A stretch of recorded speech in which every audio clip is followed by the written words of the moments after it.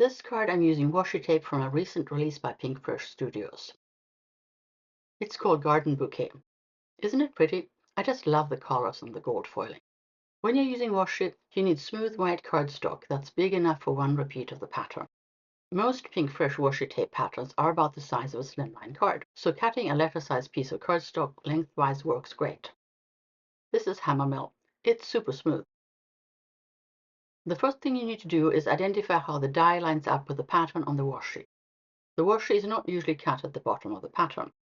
You can look at the illustration on your packaging to figure this out. Typically, the pattern has an extra large element at the top. It's sometimes called the hero element. Cut off the partial pattern and stick it onto a scrap of cardstock. You can cut it out and get a few usable die cuts. When you roll out the washi, it's important to not accidentally tear it lengthwise. I stick down the top of the pattern first, taking care to make sure the washi is straight on my cardstock. Then I stick down the tape with sweeping motions from the center and down. I cut off the tape with my Alpha rotary cutter. For the die cutting, I'm using extended plates. You can cut washi with regular plates. You'll just have to put the die down diagonally. I have extended plates, so I'm using them. This video is part of a monthly card making YouTube hop that I'm hosting. This month's theme is Flower Power. I'll add a link to the playlist at the top of the screen. My friends have some wonderful floral inspiration for you in their videos. I've cut 2 pattern repeats and the beginning of the row, so I end up with 2 or 3 of each garden bouquet. Because hammer mill is a bit flimsy, I cut the same number of accent opaque and stack them. That will allow me to add dimension without worrying about sagging or folding. While I'm die cutting, I also cut the smaller of the circles from an older Pinkfresh die set called Fancy Circles. I cut it once from gold foiled cardstock and twice from accent opaque.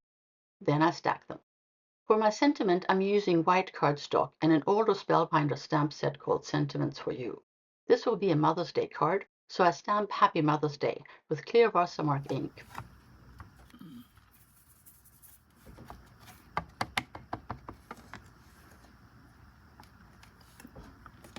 Then I heat emboss it with Ranger's Gold Superfine Detail Embossing Powder.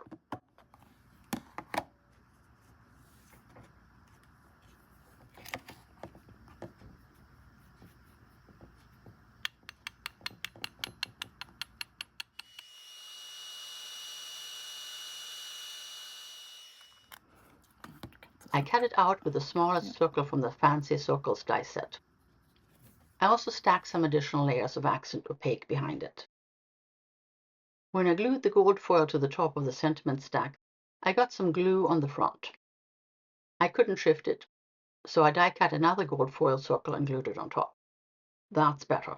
Then I was ready to adhere the sentiment to the gold circle with foam tape. My background won't show much, but I still went ahead and added some texture and color. For the texture, I'm using a Spellbinder's glimmer plate called Geometric Diamond Background. I ran it through my Spellbinder's Platinum 6 and got this nice pillowy effect. If you're curious about the sandwich I used, I go into detail about it on valley-oak-paper.com. Then I ink blend with Distress Oxide Tumbled Glass, concentrating on the center and blending out.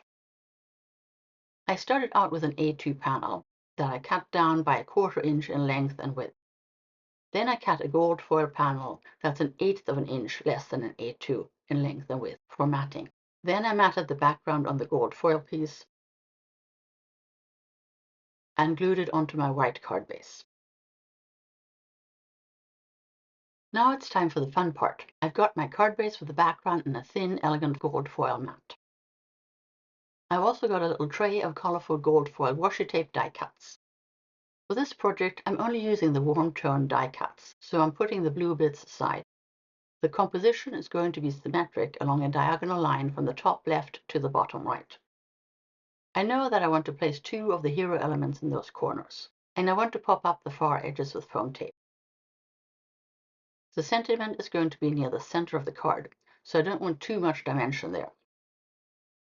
The hero bouquet has a flat top, so if I wanted to go all the way into the corner, I'd have to cut off a lot from the sides. Instead, I'm placing this little orange bunch of daisies in the corners. Then I can add foam tape to the tops of the two biggest flower bunches. The stems are going to get in the way, so I trim them off.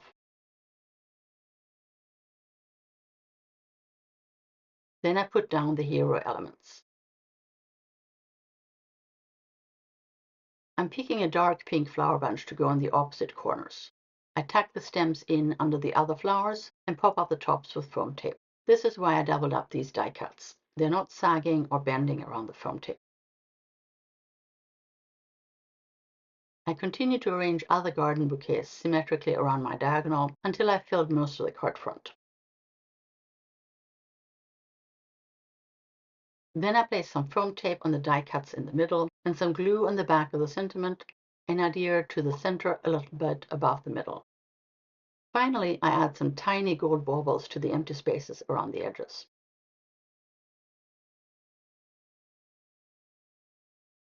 That wraps up today's card. There's a lot going on here. With the theme on the YouTube hop being flower power, I thought that more is more. The white and gold circle gives the sentiment a calm place to land in all the floral exuberance. I hope you enjoyed watching me create this card. You can find links to everything I used in today's project in the description box below, as well as in my blog post on valley-oak-paper.com. Don't forget to check out the other designers in this month's hop. The theme is flower power, and they have lots of floral inspiration lined up for you. Thanks for watching. I'll see you in 2 weeks.